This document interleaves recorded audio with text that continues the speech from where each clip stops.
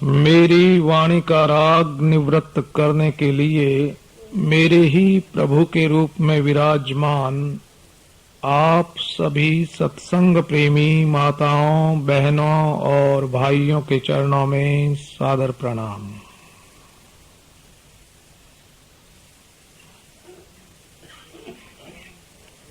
परम श्रद्धेय स्वामी जी महाराज के पास एक साधक गए। कैसे थे? बहुत बुढ़े, शरीर में अनेक प्रकार के रोग, आंखों से पूरा दिखाई नहीं दे, जगह जगह उनके शरीर में पीड़ा। कभी उन्होंने कोई विशेष साधना नहीं की। मौत उनको अपने सामने दिखाई दे रही थी। परिवार में उनका विशेष आदर सम्मान नहीं, फिर भी परिवार में बड़े अटके हुए और उलझे हुए ऐसे एक साधक स्वामी जी महाराज के पास में गए और उनको कहा कि महाराज, कोई ऐसी साधना बताइए जिसमें मुझे कुछ करना नहीं पड़े। क्यों? क्योंकि अब मेरा शरीर इतना कमजोर और रोग ग्रसित हो गया है कि अब मैं कुछ नहीं कर सकता, और उस साधना के लिए मुझे कहीं जाना नहीं पड़े। क्यों? अब मैं कहीं नहीं जा सकता। घर को छोड़ करके अब मेरी कहीं जाने की हिम्मत नहीं है।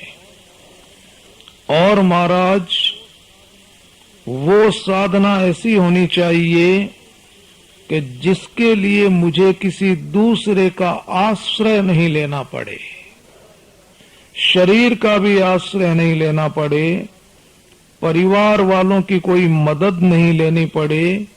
क्यों? अब न तो मेरा शरीर ऐसा रहा कि मैं साधना कर सकूं, और न परिवार के लोगों पर मेरा कोई वश चलता है। तो साधना में पराश्रय नहीं होना चाहिए।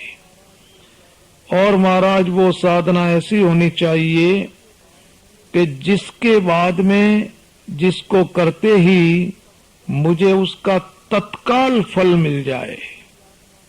ऐसी साधना मैं नहीं चाहता हूं कि जो अभी करो और फल मिले उसका बहुत दिनों के बाद। मुझे तो ऐसी साधना बताइए कि जो करते ही अपना फल दे दे, और फल क्या? जीवन का दुख मिट जाए, चिंता मिट जाए, भय मिट जाए, और परमात्मा के दर्शन हो जाएं। मैं परमात्मा का भक्त बन जाऊं, परमात्मा के साथ मेरा मिलन हो जाए।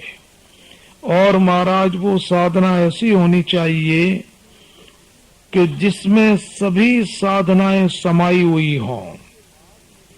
उसके बाद मुझे आप ऐसा मत कहिए कि ये भी करो, ये भी करो, ये भी करो। मुझे तो एक ही बात बता दीजिए, बस उसमें सब कुछ आ जाना चाहिए। भगवान की पूजा भी उसमें आ जानी चाहिए, पाठ भी आ जाना चाहिए, जप भी आ जाना चाहिए, तप भी आ जाना चाहिए, तीर्थ भी आ जाना चाहिए, दान भी आ जाना चाहिए, यज्ञ भी आ जाना चाहिए, सब कुछ उसमें आ जाना चाहिए। यदि आपके ध्यान में कोई ऐसी साधना हो तो मुझे आप बता दीजिए। संत ने कहा कि भैया, ऐसी साधना है, कुछ मत चाहो, किसी से मत चाहो, और कभी मत चाहो। कुछ मत चाहो, कभी मत चाहो, किसी से मत चाहो। यह वह साधना है जिसके लिए आपको कहीं जाना नहीं पड़ेगा, कुछ करना नहीं पड़ेगा, किसी का आश्रय नहीं लेना पड़ेगा, किसी की मदद नहीं लेनी पड़ेगी और जिसका फल आपको तत्काल मिल जाएगा और जिसमें आपकी पाठ पूजा जप तप सारा कुछ समाया हुआ है। जैसे एक छोटे से बीज में पूरा वृक्ष छिपा रहता है, दिखता नहीं है, लेकिन उस बीज को हम जमीन में डाल देते हैं तो अपने आप कुछ समय के बाद छोटा सा पौधा निकलता है उसमें से, और वही पौधा फिर इतना बड़ा वृक्ष बनता है। तो बीज में छिपा हुआ था वो वृक्ष दिखा नहीं। इसी प्रकार से संत ने बताया कि कुछ मत चाहो, किसी से मत चाहो, कभी मत चाहो, यह वह साधना है जिसमें आपकी सभी साधनाएं छिपी हुई हैं, समाई हुई हैं। एके साधे सब सधे। यदि इस साधना को कोई कर लेगा तो स्वामी जी महाराज ने ये आश्वासन दिया कि करते ही उसका दुख मिट जाएगा, वह परमात्मा का भक्त बन जाएगा। इसके बाद उन्होंने कहा कि देखो, कुछ मत चाहो, इसका अर्थ क्या है? न तो संसार की चीजें चाहो और न कोई संसार के पार की चीज चाहो, न भोग चाहो न मोक्ष चाहो। कुछ मत चाहो, इसमें एक बात ध्यान रखना है कि भगवान के दर्शन की इच्छा रखना, भगवान के भक्ति की इच्छा रखना, भगवान से मिलने की इच्छा रखना, ये चाह नहीं है। ये इच्छा रखना बहुत अच्छा है। चाह का मतलब है संसार की नाशवान वस्तुओं और व्यक्तियों को लेने की इच्छा रखना। चाह का मतलब जो हमारा संबंध नाशवान संसार से जोड़ देती है। चाह का मतलब जो पूरी हो जाए तो हमको थोड़ा सुख मिलता है, वो सुख धीरे धीरे घट जाता है और फिर खत्म हो जाता है। और यदि वो चाह पूरी नहीं होती है तो हमको दुख होता है, चिंता होती है, तनाव हो जाता है, डर लगता है, निराशा होती है। तो अच्छी तरह से ये संभालते रहना चाहिए कि भाई यदि मुझे अपने जीवन में किसी भी कारण से दुख, चिंता, भय, निराशा, तनाव वगैरह होता है तो झट से हमको ये निर्णय ले लेना चाहिए कि भाई मेरी कोई चाह तो जरूर है और उस चाह को खोज करके तत्काल मिटा देना चाहिए ताकि हम चाह से मुक्त हो जाएं। उसमें किसी दूसरे का नाम नहीं लगाना चाहिए। हमको कभी थोड़ा बहुत भी दुख हो, चिंता हो, तनाव हो तो ऐसा नहीं सोचना चाहिए कि ये किसी दूसरे की वजह से हो रहा है। दूसरे की वजह से नहीं हो रहा है, ये अपनी गलती से हो रहा है।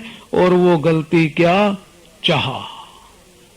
तो कुछ मत चाहो, किसी से मत चाहो, न पति से कुछ चाहो, न पत्नी से कुछ चाहो, न माता पिता से कुछ चाहो, न संतान से कुछ चाहो, न परिवार से कुछ चाहो, न समाज से कुछ चाहो, न संसार से कुछ चाहो और न संसार के मालिक भगवान से कुछ चाहो।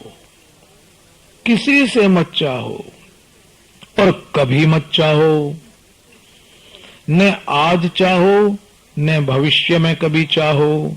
स्वामी जी महाराज ने कहा कि यदि आप कुछ नहीं चाहोगे तो आपका लेना भी देना बन जाएगा। ध्यान देना, कुछ मत चाहो का ये अर्थ नहीं है कि कुछ मत लेओ। यदि हम कुछ नहीं चाहेंगे और इसके बाद में लेते रहेंगे, वस्तुएं लेते रहेंगे, रुपए पैसे लेते रहेंगे, व्यक्तियों का सहारा लेते रहेंगे, तो वो लेना भी हमारा देना बन जाएगा। और यदि हम कुछ भी चाहेंगे तो देना भी लेना बन जाएगा। देना भी लेना कैसे बनता है, इस संबंध में हम लोगों ने बात कर ली। आप कुत्ते को 2 रोटी देते हैं और मन में सोचते हैं कि अगले जन्म में 2 रोटी के बदले 100 रोटी मिलेगी, तो आप कुत्ते को 2 रोटी दे रहे हैं या अपनी 100 रोटियों का लेने का इंतजाम कर रहे हैं। ये दिखता तो है देना, लेकिन वास्तव में है ये लेना। तो चाह रखेंगे तो हमारा देना भी लेना बन जाएगा, और चाह छोड़ देंगे तो हमारा लेना भी देना बन जाएगा। दिखेंगे हम लेते हुए, लेकिन वास्तव में वो हम देते हैं। एक उदाहरण से ये बात ठीक समझ में आएगी। किसी बहन ने, गरीब बहन ने एकादशी की। किसी ने बताया उस बहन को कि एकादशी करने वालों को दान देना चाहिए। अब वो बड़ी गरीब, उसके पास पैसे नहीं, दान कैसे दे। भीख मांगी, 4-5 रुपए उसे मिले, चावल खरीदे, गंगा जी के किनारे चली गई कि भाई कोई अच्छा ब्राह्मण मिल जाए तो उसको ये दान दे दें। एक व्यक्ति दिख गए, नजदीक गई और पूछा कि भाई साहब आप ब्राह्मण हैं क्या? उन्होंने कहा कि बहन ब्राह्मण हो, बोलो क्या चाहती हो? कहने लगी मैंने एकादशी की है, मुझे अच्छे ब्राह्मण को दान देना है, क्या आप मेरे चावल स्वीकार कर लेंगे? उन्होंने बहुत ही प्रसन्नता से उत्तर दिया कि बहन मैं ब्राह्मण हूं और मैं ब्राह्मण के सारे नियमों का पालन भी करता हूं और मैं तुम्हारे दान को स्वीकार भी कर लूंगा। गंगा नदी में खड़े होकर के उन्होंने उस बहन के दान को स्वीकार कर लिया। दान देने के बाद वो बहन चली गई। वो व्यक्ति जिन्होंने दान लिया जाति से ब्राह्मण ही थे, लेकिन व्यवसाय से बहुत बड़े उद्योगपति थे, अरबों खरबों रुपए के मालिक। उनके साथ में उनका पूरा भरा पूरा परिवार गंगा स्नान के लिए आया था। तो जब उनके परिवार वाले लोगों ने देखा कि इन्होंने एक गरीब निर्धन महिला से दान लिया है गंगा के किनारे, तो उनको बड़ा आश्चर्य हुआ। उनकी पत्नी उनके पास में गई, बड़ा उल्हाना दिया उनको कि आपने ये क्या कर दिया, कुल पर कलंक लगा दिया, संबंधी लोग क्या कहेंगे, आपने ये दान क्यों ले लिया? वो चुप रहे। उनके लड़के उनके पास में गए, बड़ा उल्हाना दिया पिताजी को, लड़कियां गई, परिवार के कई लोग गए, वो सुनते रहे। अंत में उनकी पत्नी वापस उनके पास गई। उसने सोचा कि इनको बड़ा दुख हो रहा है, सब लोग उल्हाना दे रहे हैं इसलिए। तो उसने कहा कि अब आपसे यदि गलती हो ही गई दान लेने की तो आप पश्चाताप कर लीजिए, गंगा नदी है, स्नान करके पश्चाताप कर लीजिए, अब गलती तो हो ही गई, ऐसे आप चुप क्यों हैं? तब उन्होंने कहा कि मैं तुम लोगों को ये कहना चाहता हूं कि मैंने दान नहीं लिया, मैंने दान नहीं लिया। उनकी पत्नी ने कहा कि एक तो आपने ये गलती की कि दान लिया, और दूसरी गलती ये कि आप यहाँ गंगा के किनारे तीर्थों की भूमि में असत्य बोल रहे हैं। तो उन्होंने कहा कि मैं तुम्हें ये कहना चाहता हूं कि मैंने दान नहीं लिया, मैंने दान दिया है। पत्नी ने कहा कि ये आपकी तीसरी गलती। आप कहते हैं मैंने दान नहीं लिया, दिया है। जेब में से ऐसे चावल निकाले, ये किसने लिए? उन्होंने कहा मैंने लिया। बोले कि फिर आप कैसे कहते हो कि मैंने दान नहीं लिया, दिया है? तब उन्होंने कहा कि आप सब लोग मेरे सामने बैठ जाओ और मेरे 4 प्रश्नों का उत्तर दो।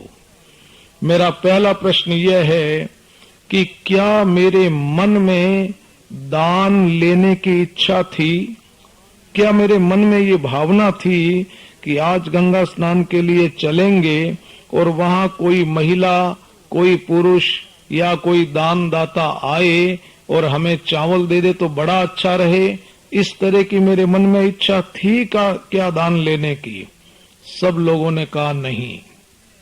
दूसरा सवाल, यदि उस बहन ने मुझे ये चावल दे दिए तो मेरे हृदय में ऐसी खुशी हुई क्या, कोई हर्ष हुआ क्या कि ओहो बहुत बढ़िया हुआ, हमको चावल मिल गए 1 पाव, मजा आ गया आज तो?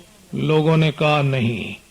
फिर तीसरा सवाल पूछा कि यदि अभी ये चावल खो जाए, कोई छीन ले मेरे से, तो मुझे दुख होगा क्या कि साहब चावल का नुकसान हो गया, इसलिए मैं बहुत परेशानी में हूं? लोगों ने कहा नहीं। तो चौथा सवाल पूछा, फिर मेरे मन में इच्छा भी नहीं थी दान लेने की, लेने से मुझे कोई हर्ष भी नहीं हुआ, खो जाए तो मुझे कोई दुख भी नहीं होगा, तो सोचो कि मैंने ये दान क्यों लिया? अब जी सब चुप। तो उन्होंने कहा देखो, मैंने दान नहीं लिया है, मैंने तो दान दिया है। और क्या दान दिया है? मैंने उस गरीब बहन को प्रसन्नता का दान दिया है। जब वो मेरे पास में आई, बेचारी बहुत घबरा रही थी, मैंने झट से उसको पहचान लिया, ये निर्धन, अनपढ़ लेकिन बहुत सरल हृदय की बहन है और बहुत ही झंझट में पड़ी हुई है, खोज रही है ब्राह्मण को किसको दान दूं। तो मैंने मन में सोच लिया कि यदि मैं इसके चावल को स्वीकार कर लूंगा तो इसको बहुत प्रसन्नता हो जाएगी। मुझे चावल से क्या लेना देना है? हम रोजाना हजारों बोरी चावल का दान करते हैं, मुझे नहीं लेने थे चावल। लेकिन वो एक परमात्मा की भक्त मेरे सामने आ गई, तो मैंने तो उसे प्रभु का भक्त मान करके और प्रसन्नता का दान दिया है। और वो प्रसन्नता का दान देने के लिए मेरे पास कोई चारा नहीं था सिवा इसके कि मैं उसके 4 चावल को स्वीकार कर लेता। इसलिए भैया मैंने कोई चावलों का दान नहीं लिया, मैंने तो प्रसन्नता का दान दिया है। और मैंने परिवार की मर्यादा को भी नहीं तोड़ा, शास्त्र की मर्यादा को भी नहीं तोड़ा, मैंने असत्य भाषण भी नहीं किया। प्रसन्नता का दान देने के लिए मैंने उसके चावल स्वीकार किए हैं। ऐसा कह करके वो सब लोग घर पहुंच गए। जब घर गए और वो अपने पूजा घर में गए तो क्या देखते हैं कि साक्षात भगवान वहां खड़े हैं। वो प्रणाम करने लगे, स्तुति करने लगे, भगवान की प्रार्थना करने लगे। तो भगवान ने कहा नहीं बेटा, आज मैं तुम्हारी स्तुति के लिए आया हूँ। अरे आज तो मैं तुम्हें प्रणाम करने के लिए आया हूँ, मैं तुम्हारे दर्शन के लिए आया हूँ। तुम मेरे भगवान हो, मैं तुम्हारा भक्त हूँ। उसने कहा महाराज ये आप क्या बोल रहे हैं? ये मेरे कौन से प्रयास का परिणाम है, कौन सी साधना का परिणाम है? आप साक्षात मेरे सामने खड़े हैं और इस प्रकार से कह रहे हैं।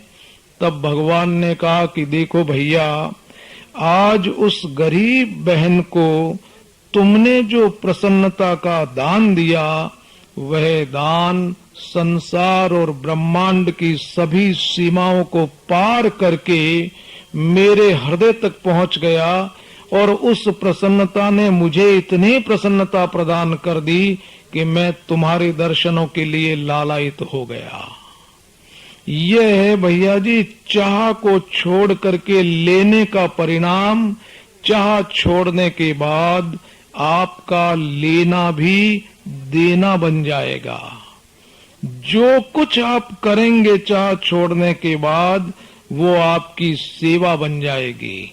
और भगवान को बीच में रख करके करेंगे, भगवान के नाते से करेंगे, तो जो कुछ आप करेंगे वे आपकी पूजा बन जाएगी। पूजा भगवान को बीच में कैसे रखेंगे कि हे परमात्मा, ये शरीर आपका है और मैं तो आपके शरीर को स्नान करवा रहा हूँ, मैं आपके शरीर को बगीचे में घुमा रहा हूँ, प्रभु मैं आपके शरीर के कपड़े धो रहा हूँ, मैं आपके शरीर को दवा दे रहा हूँ, मैं आपके शरीर को भोजन दे रहा हूँ, मैं आपके इन बच्चों को स्नान करवा रही हूँ, मैं आपके परिवार के लिए भोजन बना रही हूँ, मैं आपके मकान की सफाई कर रही हूँ।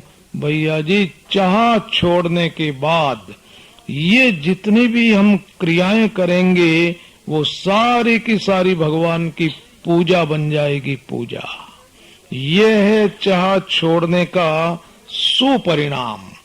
अब चाह को कैसे छोड़ें, उपाय क्या है इसका? इसके पहले हम जरा ये समझ लें कि ये कामना या चाह होती क्या है। कामना का मतलब है, चाह का अर्थ है अपनी विशेष इच्छा, अपना एक आग्रह है कि भाई अमुक काम होना ही चाहिए, अमुक काम किसी भी कीमत पर नहीं होना चाहिए। परिवार वालों को मेरे साथ ऐसा व्यवहार करना ही चाहिए, परिवार वालों को मेरे साथ ऐसा व्यवहार नहीं करना चाहिए। भगवान को मेरे साथ ये करना चाहिए और परमात्मा को मेरे साथ ऐसा नहीं करना चाहिए। मेरा स्वास्थ्य ऐसा ही रहना चाहिए और ऐसा नहीं रहना चाहिए। इस प्रकार की जो एक भावना हृदय में होती है उसको कहते हैं जी कामना। उसको कामना कहते हैं अपना विशेष आग्रह रखना। ऐसा होना ही चाहिए, मैं ऐसा करके ही रहूंगा। इस प्रकार का आग्रह जो होता है उसको हम चाह कहते हैं। ध्यान देना जी, शारीरिक आवश्यकता की अनुभूति होना, जैसे भूख लगना ये चाह नहीं है, प्यास लगना ये चाह नहीं है, नींद आ रही है कि भाई हम सोएंगे ये चाह नहीं है, परिवार के लोगों को सलाह देना, परामर्श देना, निर्देश देना, समझाना ये चाह नहीं है। हमको जरूरत महसूस हुई कि भाई शरीर भोजन मांगता है, इसका नाम चाह नहीं है। लेकिन हम रसोई घर में गए और हमारे मन में आ जाए कि इसी तरह का भोजन मिलना चाहिए, इसका नाम चाह है। प्यास की जरूरत महसूस होना चाह नहीं है, लेकिन फ्रिज का पानी ही मिलना चाहिए, ये चाह है। परिवार वालों को समझाना, बताना, परामर्श देना, सलाह देना, उनका मार्गदर्शन करना ये चाह नहीं है। लेकिन मन में ये सोचना कि परिवार वालों को हम जैसा परामर्श दे रहे हैं वो उस परामर्श को मान ही ले, हमारा कहना वो करे ही करे, ये चाह है। हम कोई काम करेंगे, धंधा करेंगे, व्यापार करेंगे, इस प्रकार का सोचना चाह नहीं है। लेकिन हमारे व्यापार में हमको सफलता ही मिलनी चाहिए, ये चाह है। सफलता मिलनी चाहिए, लेकिन भैया हो सकता है कि सफलता नहीं भी मिले, ये चाह नहीं है। ध्यान रखना, दोनों तरफ यदि आप विचार कर लेंगे कि व्यापार में सफलता मिलनी चाहिए, अच्छी बात है, हम सफलता के लिए पूरा प्रयास करेंगे, यहाँ भी चाह नहीं है। और हो सकता है नहीं भी मिले, ये भी चाह नहीं है। लेकिन चाह कहाँ जाकर के बनेगी? मिलनी ही चाहिए। अब भैया जी नहीं मिलेगी तो कुआं दिखेगा या रेलगाड़ी दिखेगी कि वहां जाके कटो सामने। ये चाह का कुपरिणाम। नींद उड़ जाएगी, तनाव हो जाएगा, बीमारी हो जाएगी, पागल हो जाएंगे। जो हमारे वश की बात नहीं है, हमने कैसे ये कर लिया कि ऐसा होना ही चाहिए। 1%, आधा परसेंट, 0.00001% ये भाव भी रखना चाहिए कि भाई यदि नहीं हुआ तो भाई कोई बात नहीं, हमारे वश की बात नहीं है। ऐसा पहले से यदि आप सोच करके कोई भी काम करेंगे तो उसको चाह नहीं कहा जाएगा, वो चाह नहीं है। परम पूज्य स्वामी जी महाराज को किसी ने पूछा कि महाराज यहां से आप कहां जाएंगे। कहीं प्रोग्राम चल रहा था तो पूछा महाराज यहां से आप कहां जाएंगे। तो संत ने हंसकर के उत्तर दिया कि भैया फुटबॉल को क्या पता कि खिलाड़ी किधर ठोकर मारेगा। फुटबॉल को क्या पता कि खिलाड़ी किधर ठोकर मारेगा। अर्थात मैं तो परमात्मा की फुटबॉल हूं। एक तरफ कृष्ण है, दूसरी तरफ राधा है। पता नहीं अब किस तरफ किक लगेगा, लेकिन टिकट हम लोगों ने इलाहाबाद के बनवा रखे हैं, जाने का विचार वहां का है। ये चाह नहीं है महाराज, लेकिन जाना ही है, कल पहुंचना ही है, ये चाह है। टिकट भी मनवा लिए, कार्यक्रम भी जाने का है और तैयारी भी जाने की हो गई। बता भी दिया कि भाई टिकट बनवाए हुए हैं, लेकिन जाना ही है, ये तो है चाह और जाने का विचार है। तैयारी पूरी हो गई है, भैया पहुंच ही जाएंगे, लेकिन भगवान की लीला बड़ी अजीब है, न भी पहुंच पाए। तैयारी वही है, ये चाह नहीं है। यदि आप इस चाह की परिभाषा को ठीक तरह से नहीं समझेंगे तो चाह को छोड़ भी नहीं पाएंगे और अपने सामने झट से चीन की एक दीवार खड़ी कर लेंगे कि चाह छोड़ना कोई हंसी खेल है क्या, और चाह छोड़ने के बाद जिंदे कैसे रहेंगे, और चाह छोड़ने के बाद भोजन कैसे मिलेगा, और चाह छोड़ने के बाद उन्नति कैसे होगी, चाह छोड़ने के बाद विकास कैसे होगा। अरे सच्ची बात यह है कि यदि आप चाह रखेंगे तो आपका विकास बहुत थोड़ा सा होगा। चाह रखेंगे तो शारीरिक और मानसिक शक्तियां भी आपकी कुंठित हो जाएगी, कुंठित।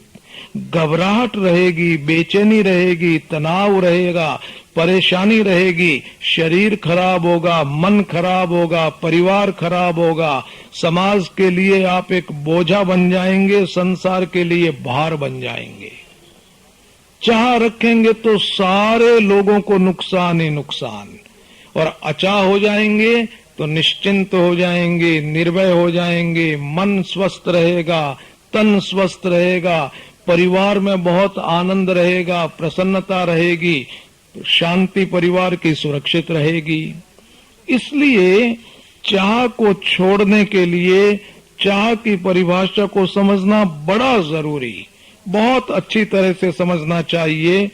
लोगों ने पूछा कि महाराज हृदय में चाह रहती है, अब चाह को तो हम देंगे छोड़, तो फिर क्या रहना चाहिए, हृदय में क्या रहेगा चाह के स्थान पर। संत ने उत्तर दिया, भैया कामना छोड़ दो और कामना की जगह सद्भावना रख लो, कामना की जगह निश्चय रख लो, कामना की जगह प्रतिज्ञा रख लो, व्रत रख लो, अच्छी भावना रख लो।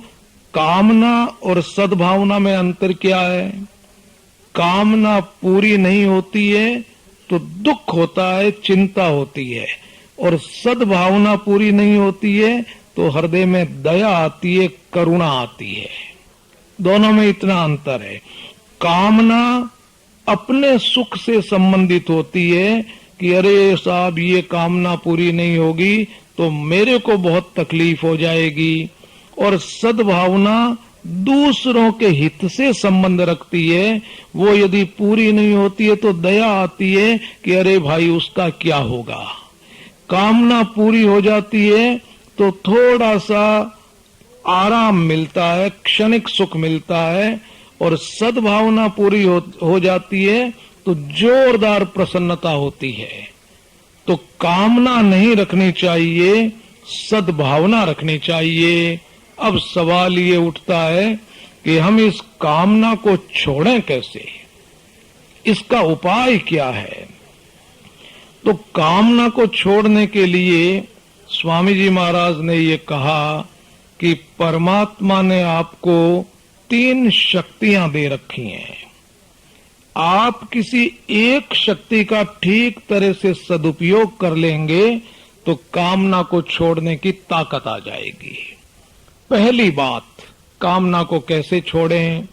तो एक शक्ति